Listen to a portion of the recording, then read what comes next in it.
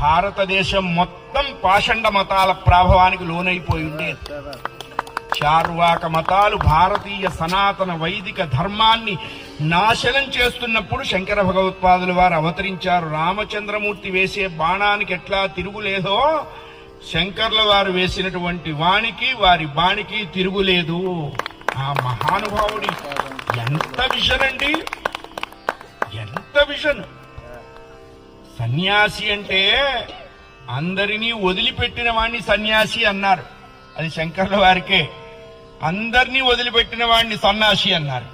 అది మిగతా మంది చాలా మంది 2, 3 పట్టుకు తిరుగుతుంటారు.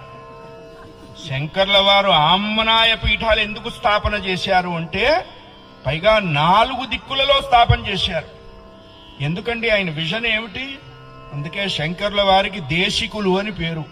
భవశంకర దేశిక మే శరణం తోటకాచార్యుల వారు చెప్పారు. దేశికుడు అంటే ఫ్యూచర్ విజన్ ఉన్నటువంటి వాడు. రేపటి రోజు ఏం కావాలి ఈ జాతికి అని తెలిసి కావలసిన విత్తనాన్ని ఈ రోజు నాటినటువంటి మహనీయ మూర్తి జగద్గురు శంకర భగవత్ పూజ్యపాదుల వారు. ఎందుకు నాటారు 4 దిక్కులా? అవైదిక మతాలు భారతదేశంలోకి దొరబడకుండా ఉండేందుకు. తూర్పున పూరిలో, ఉత్తరాన బదరీలో, దక్షిణాన శృంగేరిలో, పశ్చిమాన కాళికాపీఠంగా గుజరాత్లో 4 ఆమ్నాయ పీఠాలు ఆచార్య శంకర భగవత్పాదుల వారి చేత స్థాపించబడి ఇప్పటికీ శాశ్వతమైనటువంటి కీర్తితో ప్రకాశిస్తున్నాయి. శంకర వైభవం తెలియాలి అంటే మన కళ్ళకున్న పొరలు తొలగించుకోవాలి. ముందర మన కళ్ళకి పొరలుంటాయి, దానివల్ల మనకంతా మసకగా కనపడుతుంటుంది.